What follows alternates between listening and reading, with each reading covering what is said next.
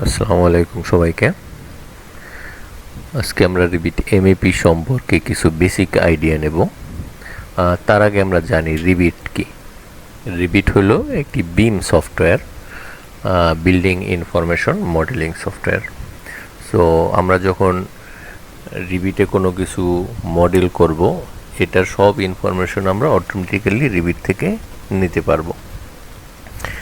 যে কোনো কম্পোনেন্টের জন্য আপনি একটা জায়গায় একটা ইনফরমেশন দিয়ে দিবেন, সেই ইনফরমেশনগুলো সবগুলো কম্পোনেন্টের জন্য অ্যাপ্লাই হয়ে যাবে। সো সেখান থেকে আমরা বিওকিউ, শিডিউল, কত কস্ট হবে সব কিছুই আমরা বের করতে পারবো। এবং এটা 2D 3D section, elevation, everything সব কিছু আমরা এক জায়গাতেই পাবো। সো আমরা যেহেতু রিবিট এমএপি করবো আজকে, তো রিবিট এমএপিটা কি? এমএপিটা মূলত মেকানিক্যাল, ইলেকট্রিক্যাল এবং প্লাম্বিংয়ের ফার্স্ট 3টা ওয়ার্ড থেকে নিয়ে রিবিট এমএপি বলা হচ্ছে। সো এটা আসলে সুবিধা কি অসুবিধা কি?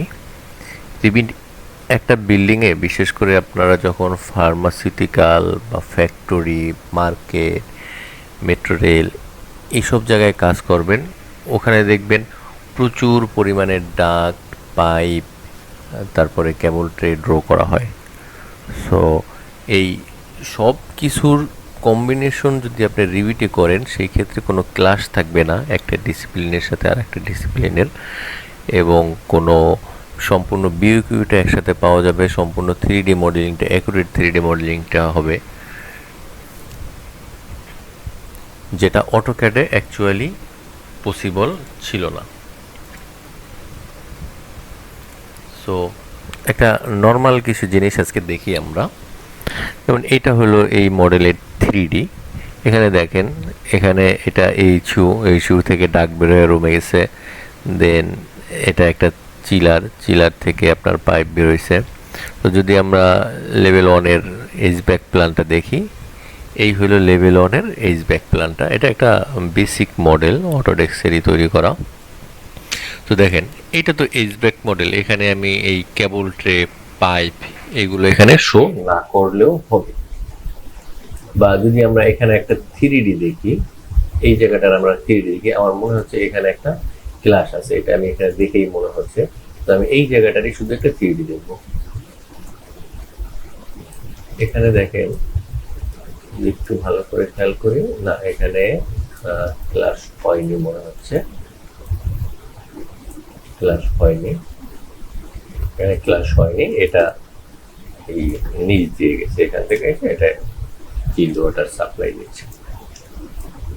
তো এখান থেকে আমি এখানে দেখতে পারতেছি যে কোনো ক্লাস নেই, এবং এটা অটোমেটিক্যালি বেরও করা যায়, একটা লিস্ট বের করা যায় যে কোন কম্পোনেন্টের সাথে কোন কম্পোনেন্ট ক্লাস করেছে। সো এখানে দেখেন আমার এখানে কি কি এইচব্যাক এর কম্পোনেন্ট আছে। এটা হলো সাপ্লাইয়ার, এখানে দেখা যাচ্ছে এটা সাপ্লাইয়ার, এবং এই প্রত্যেকটা জিনিসের একটা একটা করে নাম দেয়া যায়, যেন আমরা খুব সহজে বের করতে পারি যে এই এফসিইউ থেকে এই সিস্টেমের ডাক গেছে, এই নেটওয়ার্কের এইটুকু একটা এফসিইউ থেকে গেছে, এইটুকু একটা এফসিইউ, এগুলো অটোমেটিক্যালি বের করা যায়। দেন এটা হলো রিটার্ন এয়ার, এবং এটা হলো এক্সজস্ট। সো এখন যদি আমরা চাই যে এটার মধ্যে আমরা শুধু কেবল ট্রে শো করব, শুধু ডাক শো করব, যেহেতু এটা এইচব্যাক প্ল্যান, অন্য কোনো কম্পোনেন্ট শো করব না, সেই ক্ষেত্রে আমরা খুব সহজে রিবিট থেকে ভিবিম ক্লিক করলেই গ্রাফিক্স ভিজিবিলিটি অপশনটা চলে আসবে। সেখান থেকে আমরা ডাক বাদে, যেমন এখান থেকে pipe fitting, pipe accessory, pipe insulation, pipe cylinder, পাইপটা আনচেক করে দিব, এবং কেবল ট্রেও শো করবো না। সো কেবল ট্রের ফিটিংটাও হাইড করে দিব। সো এখানে দেখেন, এখন শুধু ডাক্টের জন্য শুধু ডাক্টেই শো করতেছে, অন্য কোনো কিছু শো করতেছে না। এরপরে যদি চাই আমরা যে না, আমরা এটারে একটা সলিড কালার দিব, এরকম লাইন থাকবে না, এগুলো পসিবল, আমরা যেভাবে প্রেজেন্টেশন করতে চাই। এখন ধরেন আমরা পাইপিং এ গেলাম, এখানে শুধু পাইপিং এ আছে। তো এখানে 2টা কালার আছে, একটা হলো সাপ্লাই এবং রিটার্নের জন্য আর একটা কালার। তো এখানে আরো অনেক ধরনের পাইপ মডেল করা যায়, যে কোনো সাইজের পাইপ মডেল করা যায়। যেমন আমি এখানে এই পাইপটা মডেল করলাম, এখন আমি চাচ্ছি এইটাকে সাইজটা বাড়াবো, তো এখান থেকে সিলেক্ট করে আমি ধরেন 400 দিলাম। দেখেন 400 কিন্তু নিচ্ছে না, কেন নিচ্ছে না? এটা আমাদের একটু সেটিং পরিবর্তন করতে হবে, তখন এটা 400 সাইজ নিবে। এখানে দেখেন আমার এই পাইপটা সিলেক্ট করে এডিট টাইপে গেলে এখানে রফনেস প্রিফারেন্স আছে, আমি সর্বোচ্চ এখানে 200 সেটিং এর পাইপ দিতে পারবো, যদি আমি সেটিং পরিবর্তন না করি 200 মিলিমিটারের পাইপ দিতে পারবো। তো এই জিনিসগুলো আমরা দেখবো, ভিতরে গিয়ে সেটিং গুলো কিভাবে চেঞ্জ করে, দেন কোথায় চেঞ্জ করলে কি ইফেক্ট পড়ে, কেন এটা হচ্ছে না, রিয়েল টাইম যে সলিউশন গুলো দরকার সেগুলো আমরা দিব এই কোর্সে। এখানে দেখেন এই লিমিটে পাইপে একটা সেন্ট্রাল লাইন আসছে, আমরা এই সেন্ট্রাল লাইনটা অফ করতে পারবো, সেজন্য আমার ভিভি প্রেস করতে হবে। ভিভি প্রেস করে আমি পাইপে চলে যাব, পাইপে যাওয়া সেন্ট্রাল লাইনটা অফ করে দেবো।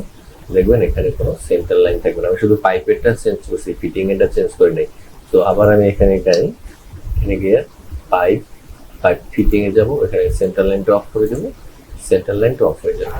এখন এই ভিউর জন্য হয়েছে চেঞ্জ, বাট দেখবেন অন্য ভিউতে কিন্তু হয় নাই, এখানে সেন্ট্রাল লাইনগুলো আছে। সো আমি চাচ্ছি এই সবগুলো ভিউর জন্য সেম একটা আমি কাজ করবো, সবগুলো সেম একসাথে চেঞ্জ হয়ে যাবে। এটা কিভাবে পসিবল? এটা দেখেন, এটা যেহেতু আমরা চেঞ্জ করছি, আমি এটা থেকে একটা ভিউ টেমপ্লেট তৈরি করবো। সো ভিউ টেমপ্লেট তো আমার ভিউতে যেতে হবে, এখান থেকে ভিউ টেমপ্লেট। সো আমি এই কারেন্ট ভিউ থেকে একটা ভিউ টেমপ্লেট তৈরি করবো। এখানে যেমন আমরা দিলাম নাম পাইপ। এখানে দেখবেন এটা যখন আমরা সিলেক্ট করছি, তখন এখন যদি পাইপে যাই, সেন্ট্রাল লাইনটা অফ করা আছে, এখানেও সেন্ট্রাল লাইনটা অফ করা আছে। তো এখান থেকে আমরা এই জিনিসগুলো দেখবো পরবর্তীতে। আপাতত আমি এটা অফ করে দিই। দেখবেন এখানে এখন একটা, যদি আমরা যে ভিউ টেমপ্লেটে ক্লিক করি, এখানে পাইপ একটা চলে আসছে। তো আমি যদি এই তিনটা একসাথে সিলেক্ট করে এই ভিউ টেমপ্লেট নান ক্লিক করা, এখানে আমি পাইপটা ধরাই দিই, দেখবেন এটার মধ্যে তো আগেই নাই হয়ে গেছিল সেন্টার লাইন, এইগুলো থেকেও এখন সেন্টার লাইন নাই হয়ে গেছে। এভাবে করে আমরা ducting modelling, pipe modelling, plumbing, electrical সম্পূর্ণ জিনিসগুলো দেখবো, সেটিংগুলো দেখবো। এবং সবচেয়ে বড় যে জিনিসটা দরকার সেটা হলো শিডিউল। সো আমরা একটা শিডিউল তৈরি করে দেখাই। এখানে কিছু শিডিউল তৈরি করা আছে, এটা আমরা ধরেন একটা পাইপের শিডিউল তৈরি করবো। পাইপের জন্য আমাদের কি কি লাগবে? পাইপ শিডিউলের জন্য আমি সিস্টেমটা নেব এবং ডায়ামিটার নেব এবং এটা লেন্থ নেব, যে কত মিলিমিটার এটা লেন্থ আছে, কোন পাইপের কোন ডায়ামিটারের কতটুকু লাগবে। তো আমরা এখান থেকে শিডিউল নিলাম পাইপ, তো পাইপ শিডিউল নিলাম। আমার এখান থেকে আমি নেব সিস্টেম টাইপ কি আছে, তো আমি এখান থেকে সিস্টেম টাইপ সিলেক্ট করলাম, দেন আমি ডায়ামিটার নেব এবং লেন্থ। তো এখান থেকে আমি সিস্টেম টাইপটা ভাগ করে নিব, দেন ডায়ামিটার এবং লেন্থটা যেখান থেকে দেখে এখানে সবটা আলাদা আলাদা ভাবে আসছে, এইভাবে আসছে। সো কিন্তু আমরা চাচ্ছি আর একটু সুন্দরভাবে এটা সাজাইতে। এখন কিভাবে পসিবল সেটাই দেখবো। আমি এখান থেকে আইটেমের ডিফারেন্সটা উঠিয়ে দেবো, তাহলে আমার সিস্টেম টাইপের অনুযায়ী ডায়ামিটার কতটুকু আছে, লেন্থ কতটুকু আছে। লেন্থ এখানে মিলিমিটারে আসছে, বাট আমি চাই এটা মিটারে দেখতে। তো আমি এখানে ক্যালকুলেট টোটাল দিব, যেমন 15 mm এর সবগুলো একসাথে আসবে কত, এবং ফিল ফরম্যাটে গিয়ে এটা উঠে দিয়ে আমি এখানে মিটার সিলেক্ট করব, মিটার সিলেক্ট করলাম এবং লেন্থের এখানে আমি একটা এম লিখে দিই, যেন বোঝা যায় যে আমি মিটারে কাউন্ট করতেছি। তো এখন যদি দেখেন আমার ডোমেস্টিক কোল্ড ওয়াটার 15 মিলিমিটার ডায়ার পাইপ আছে 5 মিটার, অ্যাকচুয়ালি এটা 5 মিটার না, হয়তো বা একটু ফ্র্যাকশন আসবে। সো এই জন্য আমি এখানে গিয়ে ফিল ফরম্যাটে গিয়ে এখানে আমি 2 দিয়ে দিলাম, 4.8 এবং এখানে আমি সবটা পাইপের লেন্থ অনুযায়ী, ডায়ামিটার অনুযায়ী লেন্থটা পেয়ে যাচ্ছি। তো এভাবে করে আমরা টোটাল রিবিটের এমএপি কোর্সটা কমপ্লিট করব। আই হোপ যদি আপনারা এই কোর্সটা কমপ্লিট করেন, অন্যান্য আপনারা অ্যাটলিস্ট কাজ শুরু করার আগে ভালো একটা রিয়েল টাইম এক্সপিরিয়েন্স নিয়ে যেতে পারবেন। যে কোনো কোম্পানিতে ইন্টারভিউ দিতে গেলে অনেকটা বেনিফিটেড পাবেন, কারণ এই জিনিসগুলো অ্যাকচুয়ালি অনেকেই বলে যে আমি রিবিট যে বিম মডেলার, বাট তারা একটা শিডিউল তৈরি করতে পারে না, তারা মডেলিং এর অনেক কিছু জানে। তো এই জিনিসগুলো হয়তো তাদের কোম্পানিতে এগুলো দরকার হয় না, বাট আপনি যদি চান যে ভালো একজন বিম মডেলার হবেন, আপনাকে এই জিনিসগুলো টোটালি জানতে হবে। সো যদি সামারি করি আমরা কি কি শিখাবো এখানে, আপনাকে শিডিউলিং শিখতে পারবেন, মডেলিং শিখতে পারবেন, এবং মডেলিং করতে গিয়ে যে প্রবলেমগুলো হয় এই প্রবলেমগুলো সলভ করা শিখতে পারবেন। ভিতরের সেটিং সম্পর্কে অনেকেই অনেক কিছু জানে না, এটা হলো একটা বড় গ্যাপ এই মডেলিং সেক্টরে, ডিবিটির সেটিং সম্পর্কে জানে না। এই সেটিংগুলো আপনারা শিখতে পারবেন, কি সেটিং করলে কোথায় আপডেট হবে, কোন জিনিসটা কেন হচ্ছে না, এটার জন্য কি সেটিং চেঞ্জ করতে হবে, এই ব্যাপারগুলো আপনারা জানতে পারবেন। তো আই হোপ আপনারা বুঝতে পারছেন। শেষ করার আগে এখানে 3Dটা একবার আপনারা দেখাই দিই, আপনাদের ফুল 3Dটা। এটা হলো আর্কিটেকচারাল সম্পূর্ণ সবকিছু কোলাবোরেট করা একটা মডেল। সো আমি যদি এখান থেকে চাই যে আমি শুধু এখানে ডাক, পাইপ এবং কেবল ট্রে দেখবো, তো আমি এখান থেকে সবকিছু সিলেক্ট করে আনচেক করে দিলাম। দেন এখান থেকে আমি এয়ার টার্মিনাল, মেকানিক্যাল ইকুইপমেন্ট যেগুলো শুধু ওগুলোই রাখবো।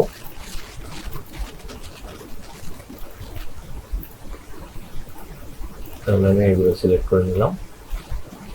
এখন দেখেন এই হইলো এটা ডাক পাইপের অবস্থা। সো এটা তো একটা জাস্ট স্যাম্পল মডেল, এখানে আসলে আপনার ওরকম ক্লাস সলভ এগুলো নাই, কিন্তু আমরা এর থেকেও অনেক বেটার মডেলিং করব, শিখব, এবং সুন্দরভাবে ভিডিও কিভাবে এক্সপোর্ট করা যায় রিয়েল প্রজেক্ট দিয়ে আমরা এই সমাধানগুলো করার চেষ্টা করব। তো হোপফুলি আপনারা বুঝতে পেরেছেন। নেক্সটে কথা হবে ইনশাল্লাহ। ভালো থাকবেন সবাই। আসসালামু আলাইকুম।